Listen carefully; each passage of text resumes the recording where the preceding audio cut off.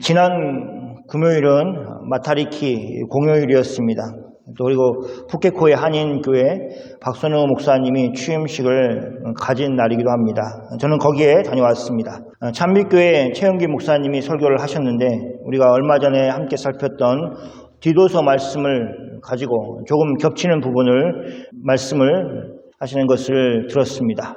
그러면서 교회는 결국 바른 교훈, 바른 복음을 수요하는 기관이라는 것과 선한 일에 대해서 말씀을 하시는데 이것이 우리가 살폈고 계속 살피고 있는 목회 서신에서 이야기하고자 하는 내용입니다. 바울은 디모데에게 편지를 하면서 바르게 교회를 이끌어가는 목회의 길이 있다는 것을 이야기하고 있습니다. 그 중심에는 바른 교훈이 있습니다. 그리고 그 바른 교훈을 통해서 나타나야 하는 성도의 삶은 당연히 하나님 앞에서의 바른 삶입니다. 그리고 그것을 살펴볼 수 있는 것이 율법의 역할입니다.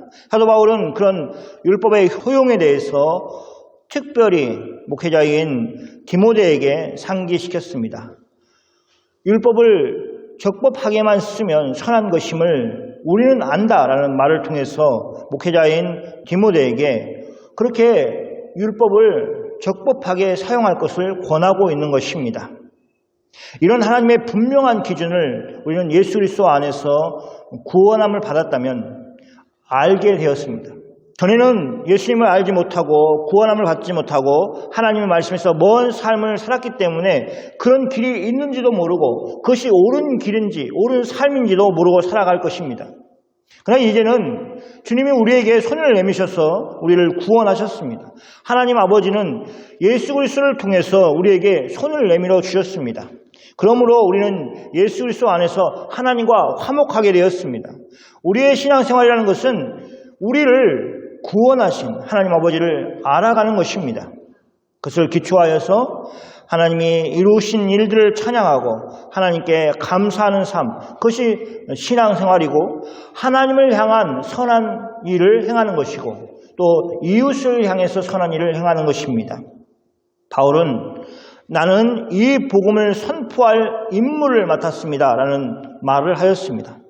이 바울의 말은 비단 사도 바울의 고백만이 아니라 예수 그리스도를 믿는 그리스도인이 가져야 할 마음의 자세입니다. 하나님 아버지는 모든 그리스도인들에게 이 복음을 선포할 임무를 맡기셨습니다.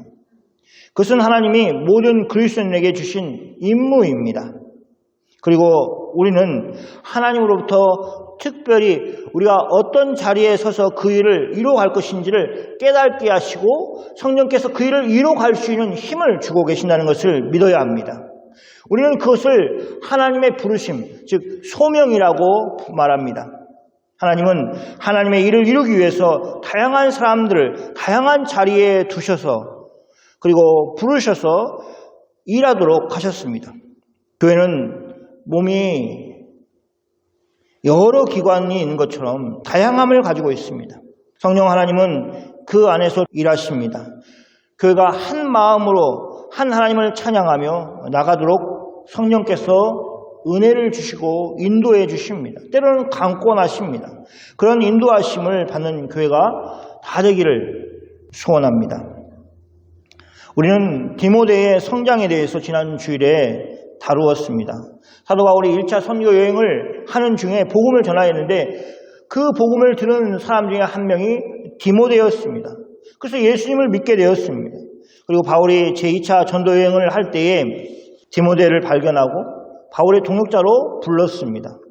사도행전을 살펴보면 바울 일행이 빌립보에서 복음을 전하다가 바울과 실라가 옥에 갇히는 사건이 나옵니다. 그때 분명히 디모데도 그들과 같은 일행이었을 것입니다. 그런데 디모데가 옥에 갇힌 것을 이야기하고 있지 않습니다.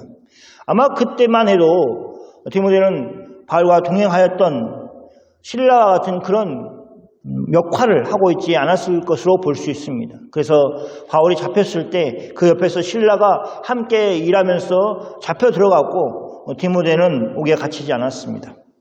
그런 디모데가 이제 디모데 전서를 보면 에베소 교회에서 홀로 남아서 에베소 교회를 돌보고 있는 것을 볼 수 있습니다. 한 사람이 영적인 성장을 이루어서 그리스도 안에서 믿음이 잘 성장하여서 동행자가 되고 또 홀로 많은 영혼을 돌보는 그런 책임자가 되었음을 우리는 기억하고, 우리도 그런 영적인 성장을 가져와야 되는구나. 내가 어느 계속 받아먹는 그런 인생이 아니라 누군가에게 나눠줄 수 있는 사람이 되어야겠구나 하는 그런 마음을 품으시길 바랍니다. 여러분, 나무에는 나이테가 있습니다. 테두리가 있습니다. 특히 계절이 확실한 추운 때와 더운 때가 있는 그 지역에 있는 나무들은 나이테가 확연히 드러납니다. 나이테 부분에서 색깔이 연하고 넓은 것은 여름에 자라는 부분이고, 우리가 아는 것처럼 색깔이 진하고 좁은 것은 겨울에 자라는 부분입니다.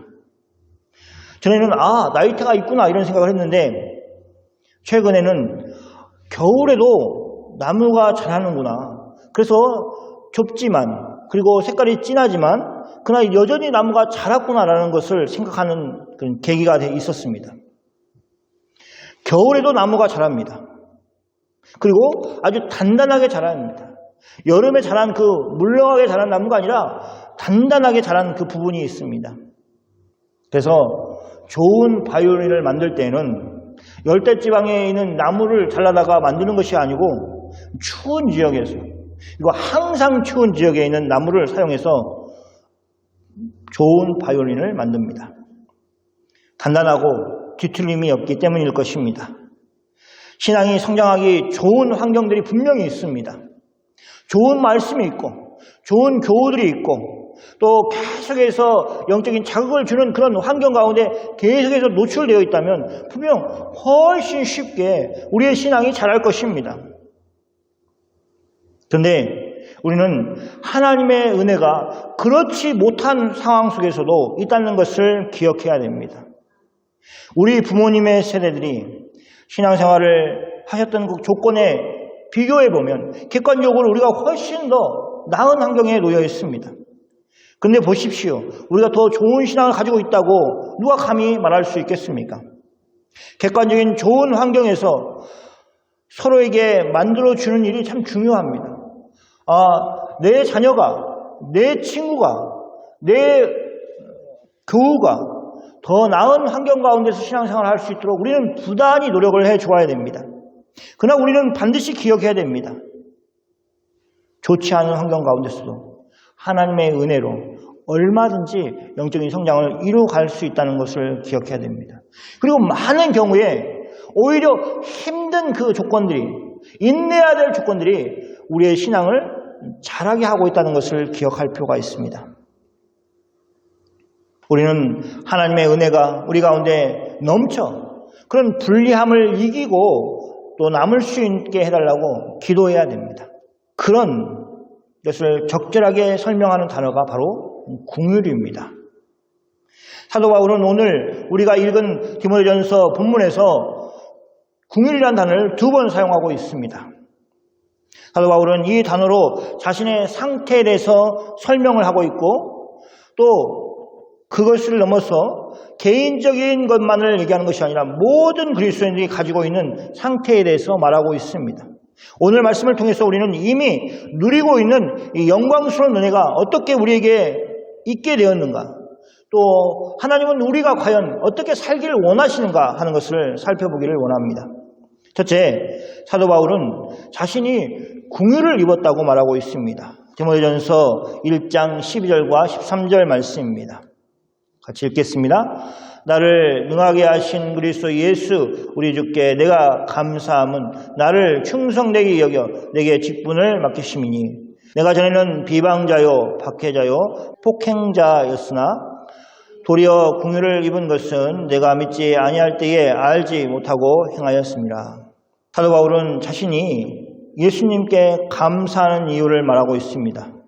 그것은 바로 예수님이 바울 자신을 충성되게 여겨 바울에게 직분을 맡기셨기 때문입니다. 우리는 이걸 참 명심해야 됩니다. 하나님이 직분을 주신 것은 사실은 우리가 감사할 일이라는 것입니다. 사도 바울만 예외가 아니고 우리 모두가 그렇습니다. 집사의 직분을 얻은 것에 대해서, 받은 것에 대해서 교회가 준 것이 아니라 하나님이 교회를 통해서 주셨다는 것을 기억해야 됩니다. 그리고 그 일을 감사함으로 받아야 될 것입니다. 이 말씀을 보면 바울을 충성되게 여기시는 분도 주님이시라는 것을 알 수 있습니다. 바울에게 직분을 맡기신 분도 주님이십니다. 사도 바울은 디모데전서를 시작하면서 바로 자신이 그리스도 예수의 명령을 따라 그리스도 예수의 사도가 되었음을 밝히고 있습니다. 여기 보면 우리가 더 입에 붙는 예수 그리스도를 사용하지 않고 그리스도 예수라고 사용하고 있습니다. 예수는 이름이고 그리스도는 뭡니까? 직분을 나타내는 것이죠. 기름 부음을 받은 자. 그래서 사도 바울은 의도적으로 디모데에게 편지하면서 기름 부음을 받은 자, 직분을 받은 자, 예수님이라고 얘기를 하고 있는 것입니다. 그래서 12절에서 말하고 있는 바울의 진술은 일관성이 있고 또 바울이 생각하는 자신에 대한 내용을 말하고 있습니다. 바울이 주님을 위해서 어떤 일을 하였는지 아는 사람이라면 바울이 이렇게 말하는 것을 부인하지 못할 것입니다. 디모데가 목회를 하고 있는 에베소 지역만 하더라도 사도 바울은 2차 선교 여행 중에 하나님 말씀을 전하였고 에베소에서 증거하였던 그 말씀이 교회가 생겨나는 기초가 되었습니다. 이렇게 바울의 선교 결과는 교회를 세우게 되었고 또 그 교회에서 목회를 하고 있는 디모데는 주님이 바울에게 직분을 맡기셨다는 사실을 잘 알고 있었습니다. 그 내용들이 사실이고 아무리 강조해도 지나치지 않을 것입니다. 그러나 사도 바울은 정작 자신이 얘기하고 싶은 것은 이어지는 말씀입니다. 무엇입니까? 사도 바울은 자신이 궁유를 입었다는 것을 설명하고 있습니다. 그래서 자신이 지금 어떤 상황인가 말하고 나서 바로 자신이 과거에 어떤 사람인지를 밝힘으로 바울은 지금 자신이 능하게 하신 그리스도 예수 우리 주께 감사할 수밖에 없는 이유를 말합니다. 그것은 바울이 전에 자신이 행하였던 일들을 생각하면 지금 자신이 누리고 있는 것들이 감당치 못할 정도로 은혜가 가득한 것이라는 것을 고백합니다. 그럼에도 불구하고 예수 그리스도 안에서 바울이 능력을 행하고 사람들에게 존경을 받고 사도로 활동할 수 있는 것은 사도 바울의 표현으로 하면 궁유를 입었기 때문입니다. 하나님으로부터 온 궁유를 입었습니다. 사도 바울은 자신이 전에 처했던 상황에 대해서 자신을 표현하면서 세 개의 단어를 사용하고 있습니다. 내가 전에 비방자요, 박해자요, 폭행자였으나 이게 세 단어를 사용해서 자신을 표현하였습니다. 이것은 다 예수님과 예수님을 따르는 사람들과의 관계에서 자신이 저지른 일이라는 것을 알 수 있습니다. 사도 바울이 누구 개인적으로 비방을 하거나 누구를 폭행하거나 누구를 박해한 그것이 아니라 예수님과 관련된 것들, 예수님께 속한 사람들을 비방하고 폭행하고 또 박해하였던 것입니다. 우리 구분을 좀 할 필요가 있습니다. 바울이 아직 예수님을 만나지 못하고 사울이었을 때 사울은 하나님의 아들 예수 그리스도를 비방하였습니다. 예수님을 따르는 사람들을 비방하였습니다. 비방은 말로 하는 것이라면 그는 말로 하는 것에 멈추지 않고 예수님을 믿는 사람들을 박해하였습니다. 몹시 괴롭혔습니다. 사도행전에서 사울이 했던 행동에 대해서 언급을 하고 있습니다. 사울이 예루살렘에서 행한 일은 그 내용을 읽어보면 섬뜩합니다. 사도행전 8장 3절 말씀을 같이 읽어보겠습니다. 같이 읽겠습니다. 사울이 교회를 잔멸할세 각 집에 들어가 남녀를 끌어다가 옥에 넘기니라. 사울은 교회를 잔멸하였습니다. 여기 잔멸은 모욕을 주다, 더럽히다, 또 파괴하다 하는 뜻을 가지고 있습니다. 사울은 각 집에 들어가서 남녀를 끌어다가 옥에 넘겼습니다. 그러니 이 한 문장에 사울이 어떻게 교회를 비방하고 교회를 박해하였고 또 어떻게 교회를 폭행하였는지 하는 것을 알 수 있습니다. 교회에 대해서 사울은 그런 사람이었습니다. 예수님에 대해서 그런 사람이었습니다. 만약 이런 사울의 과거만 있다면 어떻게 그가 당당하게 주께서 자신에게 직분을 맡기셨다는 것을 말할 수 있겠습니까? 사도 바울이 자신에게 벌어진 일을 다 설명할 수 없었습니다. 그러나 자신에게 벌어진 일에 대해서 그는 한마디로 궁유를 입었다라고 말하고 있습니다. 주님이 그에게 직분을 맡길 정도로 사용하시는 이유는 다른 것이 아니라 도리어 궁유를 입었기 때문입니다. 디모데전서 1장 13절 말씀을 다시 읽겠습니다. 내가 전에 비방자요 박해자요 폭행자였으나 도리어 궁유를 입은 것은 내가 믿지 아니할 때에 알지 못하고 행하였습니다. 바울은 이렇게 이 이야기를 하고 있습니다. 바울의 개인적인 경험이 에베소 교회에서 목회를 하는 디모데에게 어떤 영향을 미쳤겠습니까?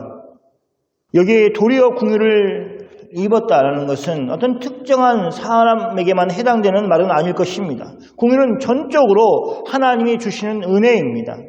어떤 사람은 궁유함을 입을 조건이 되고 어떤 사람은 그런 조건이 안 돼 이런 것이 아닙니다. 그 하나님의 은혜의 한 모습인 것입니다. 그러므로 목회자인 디도는 모든 성도들을 모든 사람들을 그렇게 바라보아야 했습니다. 하나님이 우리에게 궁유를 입히신 것처럼 다른 사람도 그렇게 하실 수 있다는 것을 기억하면서 목회를 해야 되고 신앙생활을 하여야 했습니다. 첫째, 하나님의 궁유하심이 우리에게 필요하지 않다라고 생각하는 사람이 되어서는 안 됩니다. 우리는 모두 하나님의 궁유이 필요합니다. 어느 순간에서나 우리는 하나님의 궁유이 필요합니다. 하나님의 궁유를 우리에게 베푸시어 주지 않으신다면 우리는 서 있을 수 없습니다. 우리의 삶은 살아낼 수가 없습니다. 한편으로는 하나님의 궁유이 우리에게 보장되어 있다면 우리는 불확실한 미래에 대해서 겁내거나 두려워할 필요가 없습니다. 하나님이 궁유를 베푸시기로 결정한 사람을 누가 방해할 수 있겠습니까? 최종 승리와 결과는 우리와 함께 하시는 하나님의 궁유 때문에 우리에게 좋게 올 것이 분명합니다. 두 번째는 우리가 먼저 하나님으로부터 받은 궁유하심을 가지고 세상을 살아가야 됩니다. 예수님의 비유에서 큰 빚을 갚을 수 없는 사람이 나옵니다. 어느 날 그 사람이 큰 빚을 탕감받습니다. 얼마나 기쁜 일입니까? 자신이 탕감받은 그 기쁨을 가지고 다른 사람에게 선을 베풀면 좋았을 것인데 그가 그렇지 못했습니다. 큰 궁유함을 받은 사람이 자기 동료에게 궁유를 베풀지 못한 그 사람의 결국이 어떠한 것을 우리는 잊지 말아야 합니다. 쉽게 생각할 일이 아닙니다. 하나님이 크신 궁유를 우리에게 베풀어 주셨기 때문에 우리 주위에 있는 사람에게 우리가 받은 것처럼 궁유를 베풀며 살아야 됩니다. 여기 33절 말씀처럼 내가 너를 불쌍히 여김과 같이 너도 내 동료를 불쌍히 여김이 마땅하지 아니하냐라고 주님께서 우리에게 물으실 것입니다. 여기에 사도 바울은 자신이 도리어 궁유를 입은 것은 그가 예수를 믿지 아니할 때에 알지 못하고 행하였기 때문이라고 말합니다. 그가 전에는 비방자요, 박해자요, 폭행자였던 것은 그런 상황에서 한 것이니 예수님이 그에게 궁유를 베풀어 주셨다고 말하고 있습니다. 하나님의 은혜가 있어서 그가 하나님의 궁유하심을 입었습니다. 사도 바울은 자신이 믿게 된 것이 무엇인지 밝히고 있습니다. 이것은 복음의 내용이고 사도 바울이 힘주어 가르치는 하나님의 말씀입니다. 하나님에 대한 것입니다. 디모데전서 1장 14절 15절 말씀을 읽겠습니다. 우리의 주의 은혜가 그리스도 예수 안에 있는 믿음과 사랑과 함께 넘치도록 풍성하도다. mit보다 모든 사람이 받을 만한 이 말이요 그리스도 예수께서 죄인을 구원하시려고 세상에 임하셨다 하였도다. 죄인 중에 내가 겠으니라. 우리는 두 번째 긍휼을 입은 까닭에 대해서 말하고 있는 부분을 살피겠습니다. 사도 바울은 왜 자신이 긍휼을 입게 되었는지를 많이 생각하였습니다. 순간순간 자신이 다메섹으로 내려가는 길에서 예수님을 만나게 된 일과 그 후에 벌어진 일들을 생각하면서 자신이 과거에 지은 죄에 대해서 묻지 않으시고 자신을 이방인 사도로 사용하고 계시는 그 일이 너무도 신비스럽고 또 놀라운 일이었을 것입니다. 그러면서 왜 하나님이 나에게 긍휼을 베푸셨을까? 왜 그렇게 예수님을 대적하고 박해하고 핍박하였던 자신을 구원하셨을까? 라는 그 이유에 대해서 깊이 묵상하였습니다. 그 숙고의 결과로 디모데전서 1장 16절 말씀을 결론으로 생각하였습니다. 같이 읽겠습니다. 그러나 내가 긍휼을 입은 까닭은 예수 그리스도께서 내게 먼저 일체 오래 참으심 보이사 후에 주를 믿어 영생 얻는 자들에게 본이 되게 하려 하심이라. 우리는 이 말씀을 이해하기 위해서 사도 바울이 자신을 죄인 중에 내가 괴순이라 하는 말을 생각해야 됩니다. 이런 사도 바울이 긍휼을 입었습니다. 예수님은 사도 바울에게 먼저 일체 오래 참으셨습니다. 이것이 예수님이 사도 바울에게 보이신 긍휼의 모습이었습니다. 그가 전에 비방자로 살고 박해자로 살고 폭행자로 살 때 즉각적으로 그를 심판하실 수 있는데도 불구하고 하나님이 오래 참아주신 것입니다. 여러분이 출애굽기를 보고 민수기를 보고 또 레위기를 보고 이러면 어떻습니까? 이스라엘이 잘못하면 광야 생활을 잘못하면 바로바로 즉각적으로 심판을 하셨습니다. 그래서 그 많은 출애굽을 했던 사람들이 40년 동안 다 죽고 갈렙과 여호수아를 제외하고는 그 가나안 땅에 들어가지 못하는 그 모습을 우리가 기억하고 있지 않습니까? 그래서 하나님이 오래 참으신 것을 위하여 감사를 해야 됩니다. 그러면 더 참아도 되겠다. 하나님 더 참아주시겠지. 이때까지 참았는데 좀 더 참아주시겠지. 이런 마음의 태도로 살면 안 됩니다. 구약의 선지자들이 말하지 않습니까? 하나님이 너를 위해서 참으신다. 언제까지 참겠느냐. 돌아오라고 얘기하고 계십니다. 그 말씀을 우리는 기억해야 됩니다. 그래서 하나님은 하나님 측면에서 오래 참으시지만 하나님이 오래 참으신다는 것을 아는 우리는 어떻게 되냐. 하루빨리 하나님께로 달려가는 모습을 보이는 것이 바른 신앙의 모습입니다.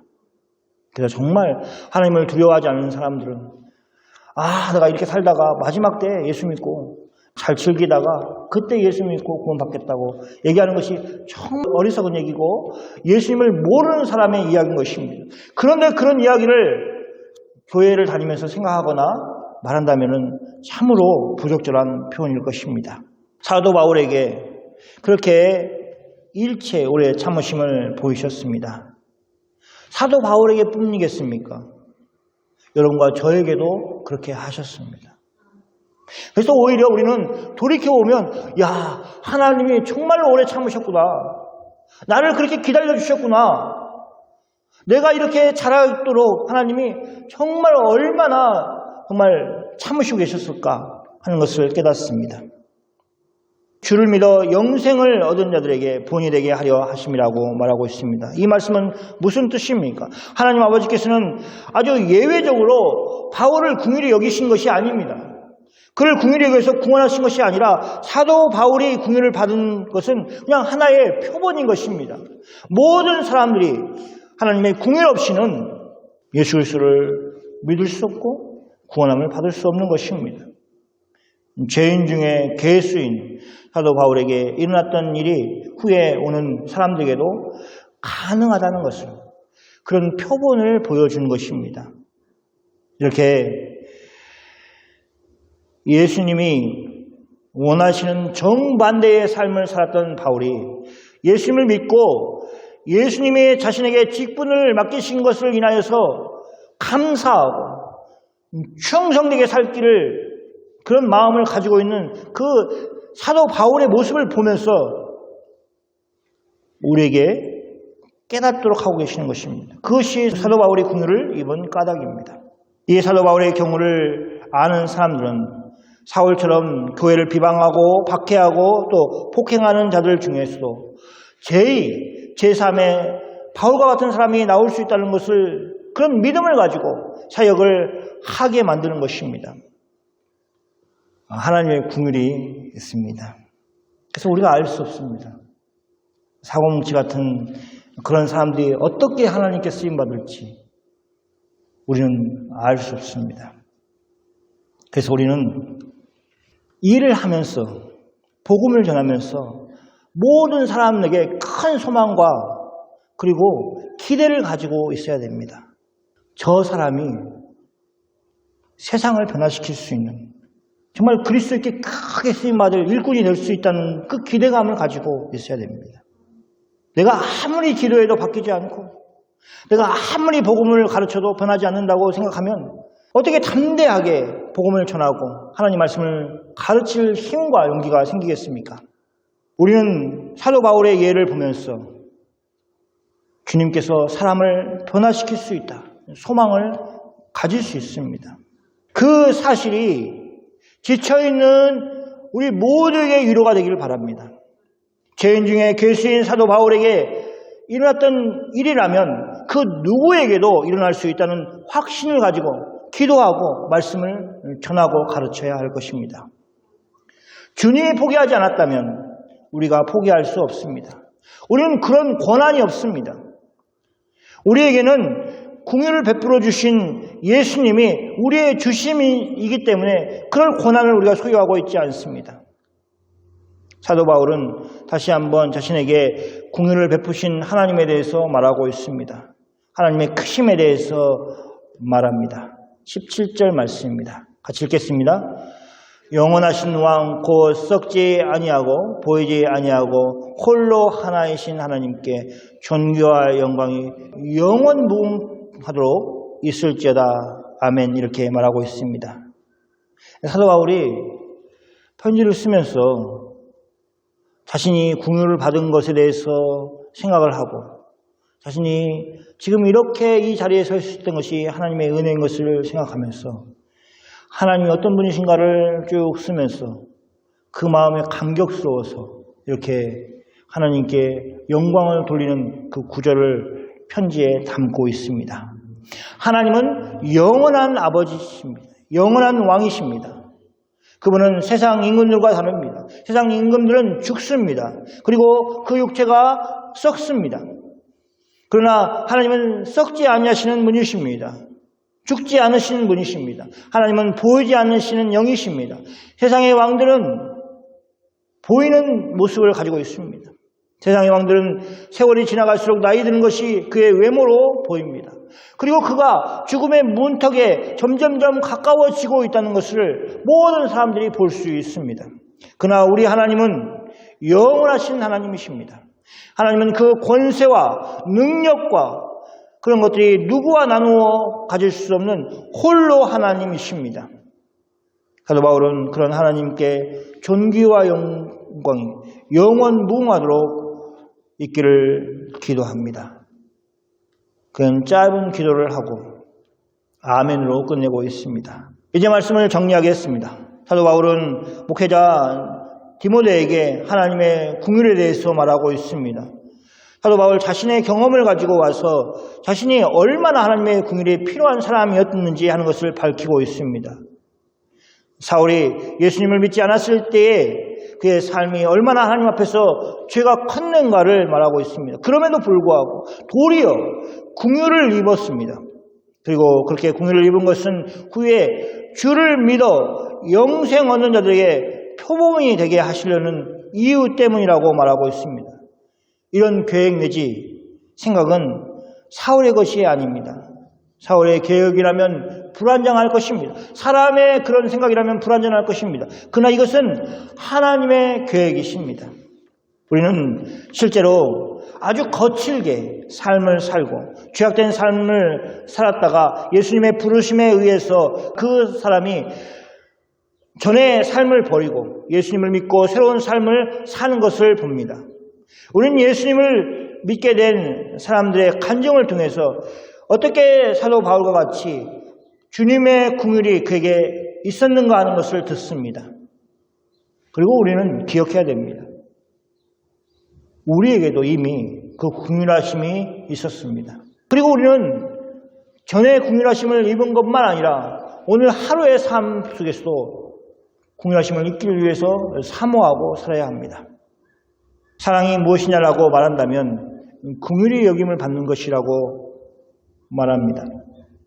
하나님이 우리에게 보여주신 사랑의 한 면이 이처럼 긍휼히 여겨주시는 것입니다. 하나님이 예수 그리스도를 통해서 우리를 긍휼히 여겨주시는 것입니다.